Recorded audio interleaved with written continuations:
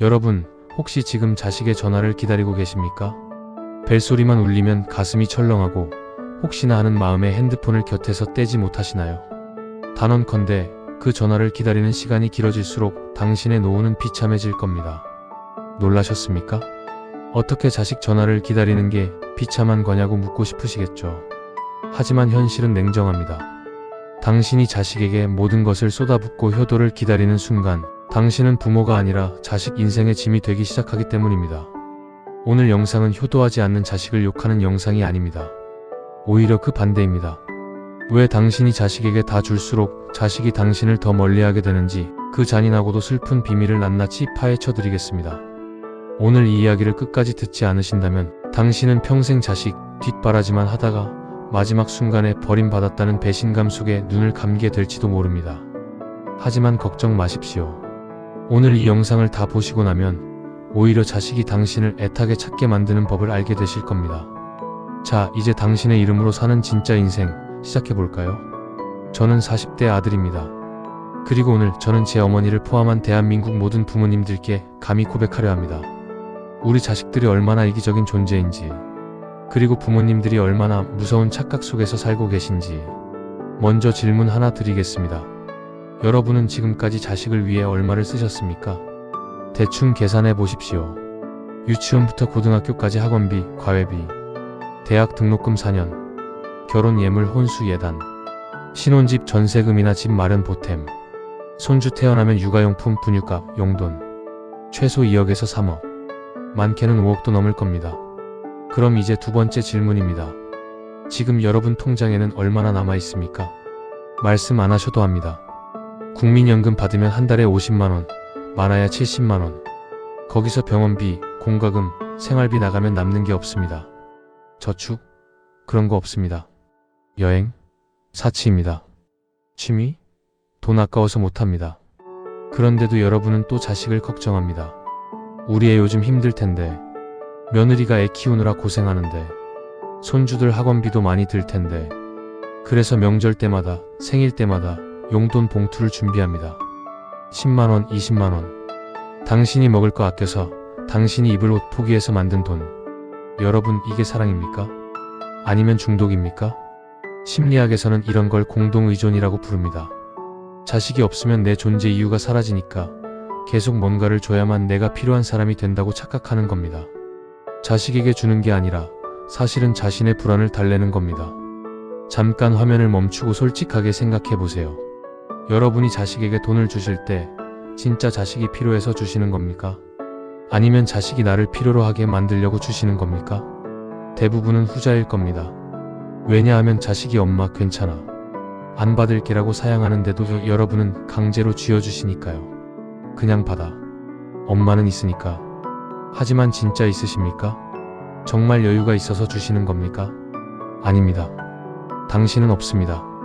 하지만 자식에게 줘야만 당신이 좋은 부모라는 느낌이 들기 때문에 주시는 겁니다. 그런데 여기에 더 잔인한 진실이 있습니다. 자식들은 그 돈을 받을 때 뭐라고 생각하는지 아십니까? 고맙다라고 말은 합니다. 하지만 속으로는 이렇게 생각합니다. 엄마는 돈도 없으면서 왜 또 주시는 거지? 나중에 내가 다 책임져야 하는데, 이거 받으면 나중에 내가 몇 배로 갚아야 하는 거 아니야? 네, 맞습니다. 여러분이 주는 돈은 자식에게 선물이 아니라 빚으로 느껴집니다. 고마움이 아니라 부담으로 쌓입니다. 그래서 자식들은 여러분과의 거리를 점점 벌립니다. 전화를 덜 합니다. 방문을 덜 합니다. 명절에도 빨리 올라가려고 합니다. 왜냐하면 여러분을 볼 때마다 그 무거운 빚이 생각나기 때문입니다. 나는 언젠가 이 모든 걸 갚아야 해. 엄마 아빠가 늙으시면 내가 다 책임져야 해. 우리 집 형편에 가능이나 할까? 여러분, 이제 이해가 되십니까?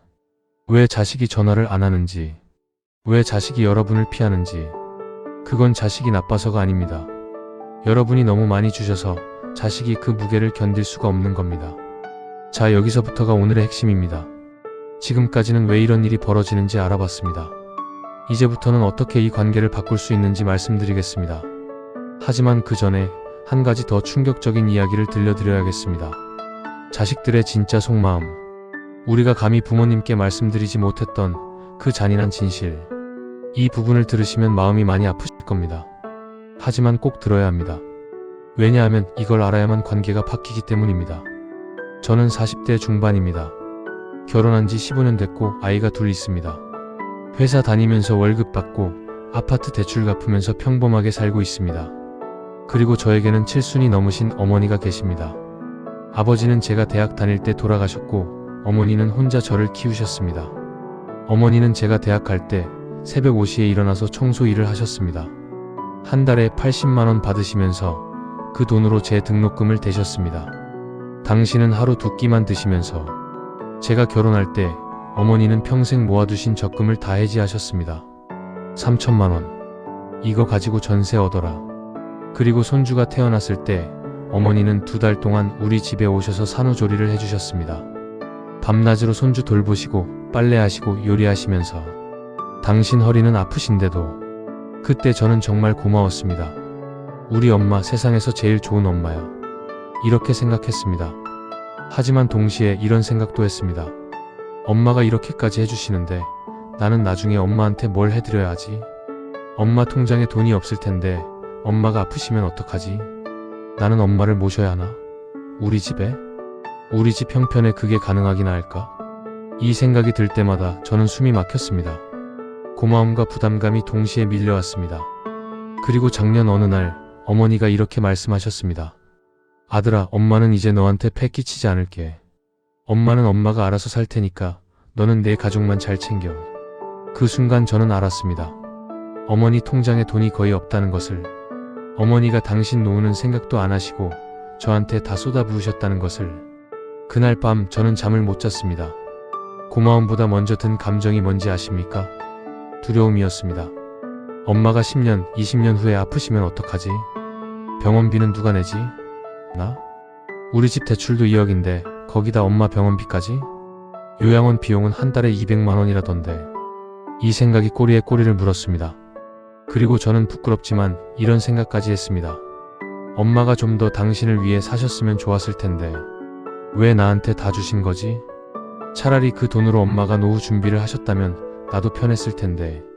이 말 들으시면 기분 나쁘시죠? 이 배은망덕한 자식이 뭐라는 거야? 이렇게 생각하실 겁니다. 하지만 여러분, 이게 현실입니다. 우리 자식들의 솔직한 마음입니다. 고맙지만 동시에 무겁습니다. 사랑하지만 동시에 부담스럽습니다. 그리고 이건 저만의 생각이 아닙니다. 제 주변 친구들 10명에게 물어봤습니다.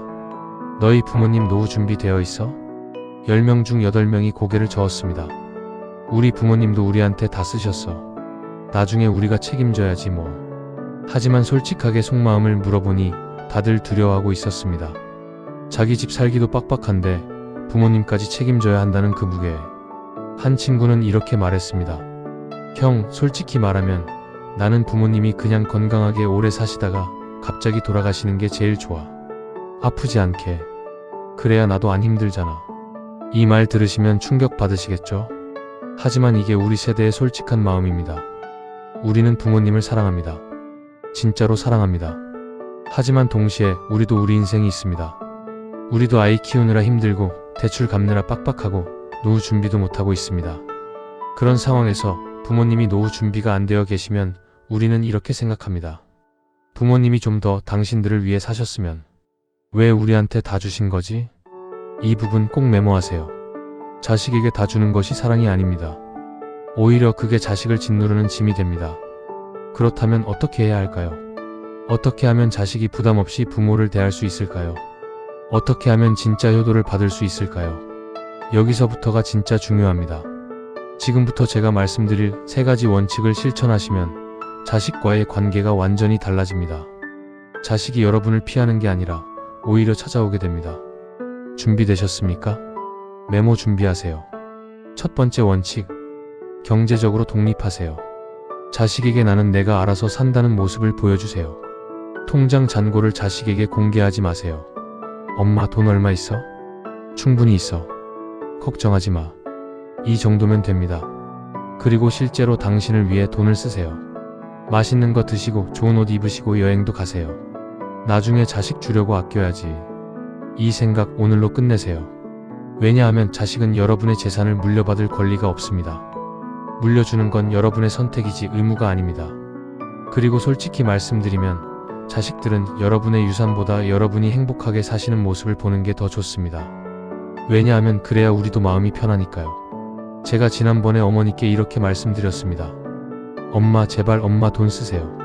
제가 드린 용돈도 엄마가 쓰시라고 드린 거예요. 저 주려고 모으지 마시고요. 어머니가 처음엔 이해를 못 하셨습니다. 아니, 내가 내 돈 쓰는 게 내한테 더 좋은 거야? 네, 엄마. 그게 저한테는 훨씬 더 좋아요. 왜냐하면 어머니가 행복하게 사시는 모습을 보면 저는 이렇게 생각하기 때문입니다.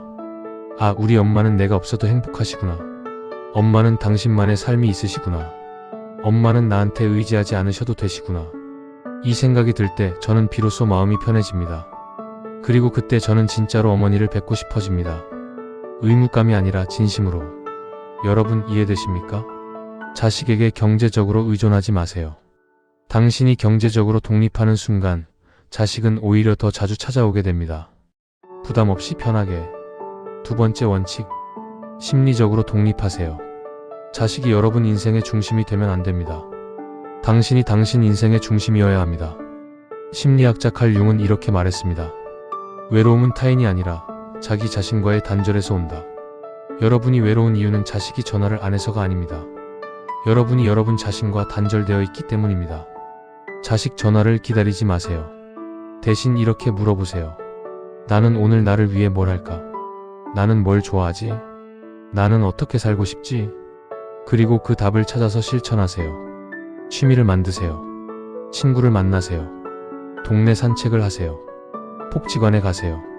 이 나이에 무슨 이런 생각하지 마세요. 80세에 그림을 시작해서 유명해진 모지스 할머니, 90세에 마라톤을 완주한 파우자싱, 100세에 책을 출간한 작가들, 시작에 늦은 나이는 없습니다. 다만 늦었다고 포기하는 마음만 있을 뿐입니다. 실천 과제드립니다. 오늘 당장 주 3회 이상 할 수 있는 나만의 활동을 하나 정하세요. 월요일 탁구, 수요일 서예, 금요일 친구 만나기. 뭐든 좋습니다. 그리고 그 시간만큼은 자식 생각을 하지 마세요. 온전히 나를 위한 시간으로 만드세요. 자식 전화는 그때 받으면 됩니다. 하지만 그 전화를 기다리며 하루를 허비하지는 마세요. 당신의 하루는 자식의 안부 전화보다 훨씬 소중합니다. 세 번째 원칙, 행복의 독립. 당신이 행복해야 자식도 편합니다. 이게 가장 중요한 원칙입니다. 자식들이 진짜로 원하는 게 뭔지 아십니까? 부모님의 희생이 아닙니다. 부모님의 행복입니다. 저는 어머니께 이렇게 말씀드렸습니다. 엄마가 행복해하는 모습을 보면 저는 그제야 마음이 편해져요. 엄마가 친구들 만나서 웃으시는 거, 여행 가서 사진 찍어 보내시는 거, 취미생활 하시는 거. 그게 저한테는 최고의 효도예요. 왜냐하면 어머니가 행복하시면 저는 이렇게 생각하기 때문입니다. 아, 엄마는 나 없어도 괜찮으시구나. 엄마는 당신만의 행복을 찾으셨구나. 그 순간 저는 죄책감에서 해방됩니다. 엄마를 행복하게 해드려야 한다는 그 무거운 짐에서 벗어납니다. 그리고 그때 저는 진짜로 어머니를 사랑할 수 있게 됩니다. 의무가 아니라 진심으로. 여기서 제 개인적인 이야기를 좀 더 해도 될까요? 지난달에 있었던 일입니다. 어머니가 갑자기 카톡을 보내셨습니다. 사진 한 장과 함께. 복지관에서 친구분들과 함께 찍은 사진이었습니다. 어머니가 환하게 웃고 계셨습니다. 메시지가 왔습니다. 아들아, 엄마 오늘 친구들이랑 설악산 다녀왔어. 날씨도 좋고 경치도 너무 예쁘더라. 엄마 이렇게 행복해도 되는 거 맞지? 그 메시지를 보는 순간 저는 눈물이 났습니다. 어머니가 평생 저를 위해 희생하시다가 70이 넘어서야 처음으로 당신을 위한 시간을 가지신 겁니다. 그리고 그게 이렇게 행복해도 되는 거 맞지? 라고 물으실 정도로 어머니에게는 낯선 경험이었던 겁니다. 저는 바로 답장을 보냈습니다. 엄마, 당연하죠. 엄마는 평생 저를 위해 사셨잖아요. 이제는 엄마를 위해 사세요. 그게 제가 원하는 거예요. 그 뒤로 어머니가 달라지셨습니다. 복지관에서 서예도 배우시고 친구들과 등산도 다니시고 가끔은 문화센터에서 노래 교실도 다니십니다. 그리고 신기한 일이 벌어졌습니다. 제가 어머니께 전화를 더 자주 하게 된 겁니다. 예전에는 어머니께 전화하는 게 부담스러웠습니다. 왜냐하면 전화할 때마다 어머니가 외롭게 혼자 계시는 모습이 그려졌으니까요. 그래서 죄책감이 들었습니다. 내가 더 자주 찾아뵈야 하는데, 내가 엄마를 행복하게 해드려야 하는데. 하지만 지금은 다릅니다. 어머니께 전화하면 어머니는 즐거운 목소리로 말씀하십니다. 아들아, 엄마 지금 친구들이랑 밥 먹는 중이야. 나중에 전화할게. 엄마 지금 서예 수업 중이야. 끝나고 전화할게. 그 말을 들을 때마다 저는 정말 마음이 편해집니다. 아, 엄마는 괜찮으시구나. 엄마는 행복하시구나. 그리고 그때 저는 진짜로 어머니를 보고 싶어집니다. 의무감이 아니라 그냥 보고 싶어서. 여러분 이해되십니까? 당신이 행복해야 자식도 편합니다. 당신이 행복해야 자식이 진심으로 당신을 사랑할 수 있습니다. 이제 마무리하겠습니다. 오늘 제가 말씀드린 3가지 원칙 기억하십니까? 첫째, 경제적 독립. 자식에게 다 주지 말고 당신을 위해 쓰세요. 둘째, 심리적 독립. 자식 전화를 기다리지 말고 당신만의 삶을 만드세요. 셋째, 행복의 독립. 당신이 행복해야 자식도 편하고 진짜 효도가 시작됩니다. 여러분, 이 3가지가 어렵게 느껴지실 겁니다. 평생 그렇게 살지 않았으니까요. 하지만 기억하세요. 변화는 하루아침에 오지 않습니다. 하지만 오늘 씨앗을 심지 않으면 내일도 아무 꽃도 피지 않습니다. 오늘 딱 하나만이라도 시작하세요. 통장 정리든 취미 찾기든 친구 만나기든 그 작은 시작이 당신의 남은 30년을 바꿉니다. 프랑스 작가 시몬 드 보부아르는 이렇게 말했습니다. 노년은 인생의 패러디가 아니다. 인생의 완성이다. 여러분의 70대, 80대는 쇠락의 시간이 아닙니다. 해방의 시간입니다. 자식 키우고 집안 꾸리고 생계 책임지던 그 무거운 짐을 내려놓고 이제는 진짜 나로 살 수 있는 시간입니다. 그러니 이제는 부모라는 이름 뒤에 숨지 마세요. 당신의 이름을 찾으세요. 당신은 누군가의 엄마이기 전에 당신입니다. 누군가의 아빠이기 전에 당신입니다. 그 당신으로 사는 인생. 오늘부터 시작하세요. 그러면 놀라운 일이 벌어집니다. 자식들이 달라집니다. 당신을 더 존중하게 됩니다. 더 자주 찾아오게 됩니다. 왜냐하면 당신이 당신을 존중하기 시작했으니까요. 당신이 당신을 사랑하기 시작했으니까요. 오늘 이 영상을 보신 여러분께 40대 아들로서 감히 부탁드립니다. 이제는 당당하게 사세요. 이제는 눈치 보지 마세요. 이제는 행복하세요. 그게 저희가 바라는 진짜 효도입니다. 혹시 자녀분도 함께 보고 계신가요? 그럼 이 영상을 자녀분께도 공유해주세요. 부모님이 왜 이렇게 사셔야 하는지 자녀들도 알아야 합니다. 그리고 옆에 계신 친구분께도 공유해주세요. 우리 모두 함께 당당한 노후를 만들어 갑시다. 여러분의 행복한 노후를 진심으로 응원합니다. 감사합니다.